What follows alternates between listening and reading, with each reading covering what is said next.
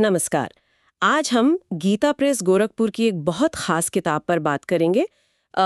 1956 में छपी थी, सत्य के रत्न द्वितीय श्रृंखला। जी। नाम से ही लगता है ये पहली श्रृंखला की अगली कड़ी है और ये किताब उन साधकों के लिए है जो आध्यात्मिक बातों को सिर्फ सुनना नहीं बल्कि जीवन में उतारना चाहते हैं। मतलब प्रैक्टिकल गाइडेंस पर फोकस है। हाँ, बिल्कुल। इस किताब की जो बनावट है वो भी काफी अलग है। जैसे इसमें भक्ति, निस्वार्थ कर्म मतलब कर्म योग, फिर ज्ञान, ध्यान, नैतिक आचरण, आत्मचिंतन, इन सब पर अलग अलग सेक्शंस हैं। जी। लेकिन ये कोई भारी भरकम टेक्स्ट बुक जैसा नहीं है। इसमें छोटे छोटे सूत्र हैं मोती जैसे, फिर गहरे विचार वाले गद्य हैं, कुछ स्तोत्र भी हैं जो मन को छूते हैं, और ध्यान के लिए भी सुझाव है, बड़े व्यवहारिक। हाँ, भाषा इसकी खासियत है। हाँ, भाषा बहुत सीधी, सरल है और अनुभव पर आधारित लगती है। ऐसा लगता है कि इसे पढ़कर तुरंत अपनी रोजमर्रा की जिंदगी में इस्तेमाल कर सकते हैं ना। जी बिल्कुल, अनुभवात्मक है। तो आज हमारा इरादा यही है कि इस किताब की जो जरूरी विचार हैं उनकी तह तक जाएं और कुछ ऐसे व्यावहारिक रत्न ढूंढें जिन्हें हम सब अपने जीवन में आजमा सकें। बहुत अच्छा विचार है। चलिए शुरू करते हैं फिर भक्ति से। जी। पहली श्रृंखला से अगर तुलना करें तो ये किताब अनन्य भक्ति पर ज्यादा जोर देती है। हाँ, अनन्य भक्ति शब्द थोड़ा भारी लगता है पर इसका मतलब है ईश्वर के प्रति एकदम पूर्ण, बिना किसी मिलावट वाला समर्पण, एकाग्र। बिल्कुल। ये सिर्फ मतलब पूजा पाठ या कुछ रस्में निभाना भर नहीं है। नहीं, उससे कहीं गहरा है। हाँ, ये एक अंदर की अवस्था है जिसमें व्यक्ति पूरी तरह से, वो कहते हैं ना, परमात्मा को समर्पित हो जाता है, अपना कर्तापन छोड़ देता है। सही कहा, मैं का भाव छोड़ना। किताब में भाव जगाने के लिए वो छोटे छोटे स्तोत्र या काव्यात्मक चिंतन भी हैं। हाँ, वो बहुत सुंदर है। लगता है उनका मकसद सिर्फ पढ़ना नहीं बल्कि पढ़ने वाले के अंदर ईश्वर के लिए गहरा एक निजी प्रेम जगाना है, भावनात्मक जुड़ाव पैदा करना है। बिल्कुल, वो सीधे हृदय को स्पर्श करते हैं। हाँ। और देखिए, यहाँ समझने वाली बात यह है कि ये जो पूर्ण समर्पण है ये हृदय को शुद्ध कैसे करता है। हाँ, ये महत्वपूर्ण है। देखिए, जब वो कर्तापन का भाव, मतलब ये सब मैं कर रहा हूँ, मेरी वजह से हो रहा है, ये वाला जो अहंकार का भाव है, हाँ, जब ये मिटता है, अच्छा, और सब कुछ ईश्वर की इच्छा या उसकी शक्ति को सौंप दिया जाता है, तो अहंकार की पकड़ अपने आप ढीली पड़ती है।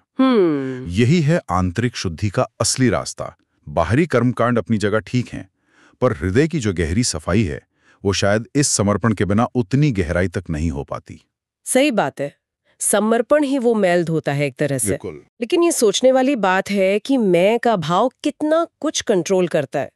पर क्या इस समर्पण का मतलब ये है कि व्यक्ति की अपनी इच्छा शक्ति, उसकी पहचान ही खत्म हो जाती है?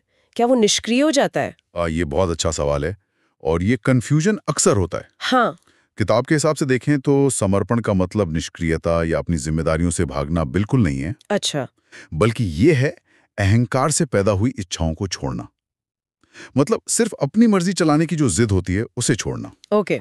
पहचान खत्म नहीं होती बल्कि वो और शुद्ध होती है, निखरती है। व्यक्ति कर्म तो करता है, शायद पहले से ज्यादा शांति और कुशलता से करता है, लेकिन उसके पीछे वो मैं कर रहा हूं वाला बोझ नहीं रहता। अच्छा, बोझ हट जाता है। हाँ, वो कर्म फिर ईश्वर की सेवा बन जाता है। इच्छाएं भी रहती हैं, ऐसा नहीं कि इच्छाएं मर जाती हैं, लेकिन वो स्वार्थ से हटकर सबके भले या ईश्वर की खुशी से जुड़ जाती हैं। अच्छा, तो ये अहंकार का विसर्जन है, आत्मविलोपन नहीं। समझ गई। अब आते हैं कर्म योग पर। जी। निस्वार्थ कर्म। जी। आपने अभी सेवा भाव का जिक्र किया। जी। ये किताब कर्म के बाहरी रूप से ज्यादा कर्म करते समय हमारी अंदर की मनोदशा पर ध्यान खींचती है ना? बिल्कुल, आंतरिक स्थिति पर। ये सिखाती है कि अपना हर काम, चाहे वो ऑफिस का हो, घर का हो, उसे ईश्वर की पूजा या सेवा समझकर करने से मन और हृदय दोनों साफ होते हैं, निर्मल होते हैं। हाँ, भाव महत्वपूर्ण है। और हाँ, ये परिणामों से अनासक्ति, मतलब फल की इच्छा ना रखने के महत्व पर फिर से जोर देती है। जी, ये तो गीता का विसार है। हाँ, पहली श्रृंखला में भी था ये, लेकिन यहाँ इसे और गहराई से समझाया गया है कि कर्म करो पूरे मन से, अपना बेस्ट दो, लेकिन नतीजा क्या होगा उसकी चिंता या उससे बहुत ज्यादा अटैचमेंट नहीं रखना। बिल्कुल सही। और परिणामों से ये जो अनासक्ति है, यही आंतरिक स्वतंत्रता की चाबी है। आंतरिक स्वतंत्रता? हाँ, सोचिए, जब हम फल की इच्छा के प्रेशर के बिना केवल अपना कर्तव्य समझकर या उसे ईश्वर की सेवा मानकर कोई काम करते हैं, तो क्या होता है? हम उस काम के अच्छे या बुरे नतीजे के जो इमोशनल उतार चढ़ाव होते हैं, उनसे काफी हद तक बच जाते हैं। हाँ, ये तो है। सफलता मिलती है तो अहंकार नहीं आता, असफलता मिलती है तो निराशा हमें घेरती नहीं। हम कर्म के बंधन से एक तरह से मुक्त हो जाते हैं। अच्छा। किताब का एक सूत्र है जो इसी बात को कहता है, बिना आसक्ति के किया गया कर्म ही आंतरिक स्वतंत्रता की कुंजी है। ये सूत्र अपने आप में पूरा दर्शन है। बिना आसक्ति के किया गया कर्म ही आंतरिक स्वतंत्रता की कुंजी है। ये सुनने में बहुत ऊंचा आदर्श लगता है। पर रोजमर्रा की जिंदगी में जहां हर चीज रिजल्ट से जुड़ी है, एग्जाम के नंबर, नौकरी में प्रमोशन, बिजनेस में प्रॉफिट, वहां इस अनासक्ति को साधना कितना प्रैक्टिकल है? कहीं इसका मतलब उदासीन हो जाना तो नहीं, कोशिश ही छोड़ देना? नहीं नहीं, ये सवाल बहुत स्वाभाविक है और अक्सर लोग यही समझते हैं। हाँ। देखिए, अनासक्ति का मतलब उदासीनता या लापरवाही बिल्कुल नहीं है। कर्म तो पूरी निष्ठा, लगन और कुशलता से करना ही है। अच्छा। अनासक्ति है परिणाम के प्रति जो हमारी मानसिक पकड़ है, जो चिपकाव है, उसको ढीला करना। पकड़ ढीली करना। जैसे एक स्टूडेंट का काम है मन लगाकर पढ़ना, एग्जाम देना। अब रिजल्ट चाहे जो भी आए, उसे स्वीकार करने का भाव रखना, यही अनासक्ति है। ओके। इसका मतलब ये नहीं कि वो अच्छे नंबर लाने की कोशिश ना करे। कोशिश पूरी करनी है, पर परिणाम ईश्वर पर छोड़ देना है। या यूं कहें कि परिणाम से अपनी खुशी या शांति को पूरी तरह नहीं जोड़ना है। अच्छा। यह अभ्यास है, धीरे धीरे आता है और ये हमें चिंता और डर से मुक्त करता है। ये उदासीनता नहीं, बल्कि आंतरिक स्थिरता है। यानी फोकस कर्म की क्वालिटी पर हो, परिणाम की चिंता पर नहीं। ये वाकई स्वतंत्रता देने वाला विचार है। जी बिल्कुल। यहीं पर ज्ञान और विवेक का महत्व आता है, जो इस किताब का अगला अहम हिस्सा है। आपने बिल्कुल सही जोड़ा। ये हिस्सा हमें सत्य और असत्य, नित्य और अनित्य, मतलब क्या टिकने वाला है और क्या बस कुछ पल का है, इसके बीच फर्क करना सिखाता है। भेद करना। हाँ, भेद बुद्धि। और यहाँ ज्ञान सिर्फ किताबी जानकारी या इंटेलेक्चुअल समझ तक ही नहीं है। अच्छा। ये एक अनुभवात्मक ज्ञान है, एक्सपीरियंस वाला। मतलब दुनिया को, चीजों को, रिश्तों को बिना गहरी आसक्ति या मोह के उनकी असलियत में देखना। और सबसे बढ़कर अपनी आत्मा की, अपने सच्चे स्वरूप की, जो शाश्वत प्रकृति है, जो कभी नहीं बदलती, उसे महसूस करना। ये महसूस करना महत्वपूर्ण है। जी। किताब में ऐसे कई चिंतनशील सूत्र दिए गए हैं जो साधक को रुककर सोचने, सवाल करने, मनन करने और इस ज्ञान को अपने अंदर मतलब पचाने में मदद करते हैं। हाँ, वो सूत्र बड़े गहरे हैं। ये सिर्फ पढ़ने के लिए नहीं लगते, बल्कि जीवन में उतारने के लिए प्रेरित करते हैं। हाँ। जैसे शायद ये सवाल पूछना कि जो चीज मुझे आज बहुत अच्छी लग रही है, क्या वो कल भी उतनी ही जरूरी होगी? बिल्कुल। और इस विवेक का असली इस्तेमाल हमारे रोजमर्रा के छोटे बड़े फैसलों में होता है। कैसे? ये समझने में कि कौन सी चीज, कौन सा रास्ता हमें स्थायी शांति देगा और कौन सा सिर्फ कुछ पल का सुख देकर फिर अशांति में डाल देगा। इस चुनाव में ये विवेक ही हमारा गाइड बनता है। ये सिर्फ वैराग्य या सब कुछ छोड़ देने की बात नहीं है, बल्कि जीवन में रहते हुए सही और गलत, जरूरी और गैर जरूरी के बीच चुनाव करने की क्षमता डेवलप करना है। अच्छा। क्या स्थायी है और क्या अस्थायी, इस बोध को लगातार जगाए रखना ही विवेक का अभ्यास है। लेकिन आज की जो भागदौड़ भरी जिंदगी है, जहां चारों तरफ से इतनी इंफॉर्मेशन, इतने आकर्षण हैं, वहां इस विवेक को जगाए रखना और इस्तेमाल करना आसान तो नहीं लगता होगा? आसान तो नहीं है, अभ्यास की बात है। क्या किताब इस विवेक को डेवलप करने के कुछ तरीके भी बताती है? हाँ, सीधे तौर पर शायद ना हो, पर इशारे हैं।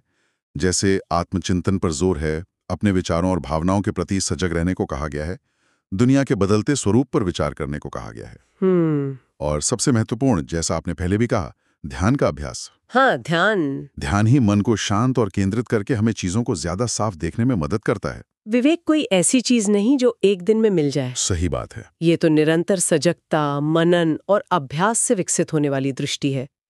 किताब के सूत्र इसी अभ्यास के लिए एक तरह से कैटलिस्ट का काम करते हैं। आपने ध्यान का जिक्र किया और ये किताब को एक और महत्वपूर्ण पिलर है, ध्यान और आंतरिक संवाद। जी, पहली श्रृंखला में परमात्मा के साथ एक आंतरिक बातचीत, एक पर्सनल रिश्ते की जो बात शुरू हुई थी, उसे इस दूसरी श्रृंखला में और आगे बढ़ाया गया है, ज्यादा प्रैक्टिकल बनाया गया है। हाँ बिल्कुल, इसमें मन को बाहरी भटकाव से हटाकर अंदर की ओर मोड़ने, उसे एकाग्र करने के लिए छोटे छोटे सरल ध्यान के अभ्यास हैं। सरल हैं। हाँ, और मानसिक प्रार्थनाएं भी सुझाई गई हैं। ये कोई बहुत जटिल विधियां नहीं है, बल्कि ऐसी हैं जिन्हें कोई भी अपनी डेली रूटीन में शामिल कर सकता है। इससे आध्यात्मिकता सिर्फ किताबों या भाषणों की चीज नहीं रह जाती, बल्कि एक जीती जागती अनुभव की जाने वाली सच्चाई बन जाती है। बिल्कुल प्रैक्टिकल हो जाती है। किताब में रोजाना नियमित अभ्यास पर बहुत जोर है। ऐसा नहीं कि जब मन किया तो कर लिया, बल्कि इसे एक डिसिप्लिन की तरह डेली लाइफ का हिस्सा बनाने की बात है। हाँ, नियमितता बहुत जरूरी है, क्योंकि ध्यान ही है जो ज्ञान और अनुभव के बीच ब्रिज का काम करता है। ज्ञान और अनुभव के बीच का पुल। हाँ, सिर्फ ये जान लेना कि मैं आत्मा हूं या सब में ईश्वर है, ये काफी नहीं है। इस सच को अपने अंदर गहराई से अनुभव करना, उसे अपनी चेतना का हिस्सा बनाना जरूरी है।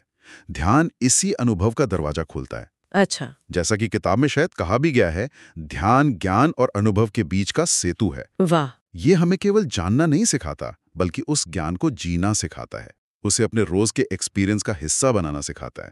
लेकिन नियमित ध्यान करना भी आजकल एक चैलेंज है। समय निकालना, मन इतना चंचल होता है, उससे जूझना। हाँ, चुनौती तो है। क्या किताब इस बारे में कुछ कहती है कि कैसे इस अभ्यास को बनाए रखा जाए? किताब सीधे सीधे शायद टाइम मैनेजमेंट टिप्स ना दे, लेकिन वो जिस आंतरिक प्रेरणा और लगन की बात करती है, वही इसका हल है। अच्छा। जब साधक को ये समझ आने लगता है कि ध्यान सिर्फ एक रिचुअल नहीं, बल्कि आंतरिक शांति और स्पष्टता पाने का एक तरीका है, एक टूल है, तो उसके लिए समय निकालने की मोटिवेशन अपने आप आती है। शुरुआत में छोटे अभ्यासों से शुरू करना, धैर्य रखना और अभ्यास के दौरान जो भी अनुभव हों, अच्छे या बुरे, उनके प्रति साक्षी भाव रखना, ये सब तरीके हैं जिनसे रेगुलरिटी बन सकती है। साक्षी भाव रखना। हाँ, ध्यान को बोझ नहीं बल्कि अपने लिए एक गिफ्ट समझना जरूरी है। ये नजरिया अपनाने लायक है। ध्यान एक सेतु है ज्ञान और अनुभव के बीच। बहुत खूब जी। और फिर आता है नैतिकता और सदाचार का पहलू, जिसे किताब में धर्म के कॉन्टेक्स्ट में समझाया गया है। हाँ, धर्म। ये किताब लगातार करुणा, सत्यता, आत्मसंयम, पवित्रता जैसे जो मानवीय गुण हैं, उन पर जोर देती है। बिल्कुल। ये सिर्फ नैतिक उपदेशों की लिस्ट नहीं लगती, बल्कि इन्हें आध्यात्मिक जीवन की बुनियाद बताया गया है। हाँ, बिल्कुल सही। नैतिक जीवन को आध्यात्मिक प्रगति की नींव माना गया है। इसकी वजह? इसका लॉजिक भी सीधा और साफ है। जब हमारा आचरण, हमारे कर्म, हमारे वचन शुद्ध होते हैं, तभी हमारा मन बाहरी उथल-पुथल और गिल्ट वगैरह से मुक्त होकर शांत और एकाग्र हो पाता है। और जैसा हमने पहले भी बात की, शांत और एकाग्र मन ही गहरी साधना या ध्यान के लिए पहली जरूरत है। सही बात है। जिसके मन में छल, कपट, झूठ या हिंसा के विचार चलते रहेंगे, वो भला कैसे ईश्वर में या अपने आत्मस्वरूप में टिक पाएगा? हाँ, ये तो है। तो ये नैतिकता सिर्फ समाज में अच्छा बनने के लिए नहीं है, इसका सीधा कनेक्शन हमारी आंतरिक साधना से है। बिल्कुल सीधा कनेक्शन है। लेकिन आमतौर पर भी तो लोग अच्छे कर्म करने की कोशिश करते हैं। इस किताब का नजरिया इसमें क्या खास जोड़ता है? ये किताब नैतिक सिद्धांतों को सिर्फ बाहरी नियमों की तरह नहीं देखती, अच्छा। बल्कि उन्हें आंतरिक शुद्धि और आध्यात्मिक विकास से जोड़ती है। अच्छा। ये सिर्फ क्या करना चाहिए और क्या नहीं करना चाहिए की लिस्ट नहीं है, बल्कि ये गाइड करती है कि इन गुणों को अपने स्वभाव का, अपने नेचर का सहज हिस्सा कैसे बनाया जाए। अच्छा, सहज हिस्सा। हाँ, ये नैतिकता को धर्म यानी अपने स्वाभाविक कर्तव्य और आंतरिक सत्य के साथ जीने के तरीके के रूप में देखती है। लक्ष्य सिर्फ बाहरी व्यवहार सुधारना नहीं, बल्कि अंदर की चेतना को बदलना है, ताकि अच्छा आचरण अपने आप हो। मतलब ये आध्यात्मिक लक्ष्य से जुड़ी नैतिकता है। बिल्कुल, स्पिरिचुअली मोटिवेटेड एथिक्स। और एक बहुत खास बात जो मुझे इस किताब को देखते हुए महसूस हुई, वो है अलग-अलग आध्यात्मिक रास्तों का एकीकरण। हाँ, इंटीग्रेशन। अक्सर हम सुनते हैं भक्ति मार्ग, ज्ञान मार्ग, कर्म मार्ग, ध्यान मार्ग जैसे ये सब अलग-अलग रास्ते हों, लेकिन ये किताब इन्हें अलग-अलग डिब्बों में बंद नहीं करती। सही पकड़ा आपने। ये दिखाती है कि ये सभी रास्ते एक दूसरे से जुड़े हुए हैं, एक दूसरे को पूरा करते हैं। बिल्कुल सही कहा आपने। ये इस किताब की एक बहुत बड़ी खूबी है। ये मानती है कि इंसान एक होलिस्टिक बीइंग है। उसमें दिल, भक्ति भी है, दिमाग, ज्ञान भी है, कर्म करने की शक्ति, कर्म भी है, और अंदर झांकने की क्षमता, ध्यान भी है। हाँ, सब कुछ है। तो साधना भी होलिस्टिक होनी चाहिए, समग्र। अंतिम लक्ष्य इन सभी मार्गों को मिलाकर, इनके संतुलन से अपने रोजमर्रा के जीवन में हर पल अपनी उस आंतरिक दिव्य चेतना को जगाना है, उसे महसूस करना है। ये किसी एक रास्ते पर कट्टरता से अड़ जाना नहीं है, बल्कि जीवन के हर पहलू को डिवाइन चेतना से जोड़ने के लिए इन सभी टूल्स का समझदारी से इस्तेमाल करना है। तो इसका मतलब ये हुआ कि एक भक्त को भी विवेक और निस्वार्थ कर्म की जरूरत है। बिल्कुल। और एक ज्ञानी को भी दिल में भक्ति और कर्म में कुशलता चाहिए। निश्चित रूप से। सोचिए, कोई सिर्फ भक्ति करता है पर उसमें विवेक नहीं है तो वो अंधविश्वास में पड़ सकता है। बिल्कुल। कोई सिर्फ ज्ञान की बातें करता है पर कर्म नहीं करता तो उसका ज्ञान सूखा रह जाएगा, जीवन में उतरेगा नहीं। सही। कोई सिर्फ कर्म करता है पर उसमें ईश्वर या किसी ऊंचे लक्ष्य के प्रति समर्पण भाव नहीं है तो वो कर्म बंधन का कारण बन सकता है। और ध्यान के बिना मन की गहराई और शांति मिलना मुश्किल है। इसलिए किताब इन सब का संतुलन साधने पर जोर देती है ताकि व्यक्ति का आध्यात्मिक विकास पूरा और संतुलित हो। ये वाकई एक बहुत बैलेंस्ड और प्रैक्टिकल अप्रोच है। जी। तो इस पूरी चर्चा से कुछ अनमोल रत्न या सूत्र जो बार बार सामने आए हैं उन्हें फिर से याद कर लेते हैं। हाँ, जरूर। जैसे एक सूत्र जो एकांत और आंतरिक खोज के महत्व को बताता है। जो हृदय एकांत में ईश्वर को खोजता है उसे वह आनंद मिलता है जो कोई सांसारिक सुख नहीं दे सकता। बहुत गहरा सूत्र है ये। और वह सूत्र जिनका हमने पहले भी जिक्र किया और जो वाकई जीवन में दिशा दे सकते हैं। बिना आसक्ति के किया गया कर्म ही आंतरिक स्वतंत्रता की कुंजी है। हाँ, ये तो बहुत महत्वपूर्ण है। और ध्यान, ज्ञान और अनुभव के बीच का सेतु है। ये पंक्तियां छोटी हैं पर इनका अर्थ बहुत गहरा है। बिल्कुल। और ये याद रखना जरूरी है कि ये सूत्र सिर्फ पढ़ने या याद करने के लिए नहीं है। हाँ। ये आंतरिक बदलाव लाने वाले कैटलिस्ट हैं, दिशा दिखाने वाले लाइट हाउस हैं। इनकी प्रकृति पूरी तरह से अनुभवात्मक और व्यवहारिक है, प्रैक्टिकल है। हाँ, इन्हें इसीलिए इतनी सरल भाषा में लिखा गया है ताकि साधक इन्हें अपने रोजमर्रा के जीवन में लाएं, इन पर सोचें और इनके अनुसार जीने का अभ्यास करें। ये सोचने के लिए भी है और जीने के लिए भी हैं। ये हमें बताते हैं कि आध्यात्मिकता कोई दूर की मुश्किल चीज नहीं, बल्कि यहीं इसी जीवन में अनुभव करने की चीज है। तो संक्षेप में कहें तो सत्य की रत्न द्वितीय श्रृंखला आध्यात्मिक यात्रा को थ्योरी से आगे ले जाकर उसे और गहरा और व्यवहारिक बनाने की एक बहुत ईमानदार कोशिश है। बिल्कुल। यह पहली श्रृंखला ने जो नींव रखी थी उस पर एक सुंदर इमारत खड़ी करती है जो ज्ञान को रोजमर्रा की जिंदगी का हिस्सा बनाने में मदद करती है। ये आध्यात्मिकता को जीने की कला सिखाती है। बहुत अच्छे से समेटा आपने।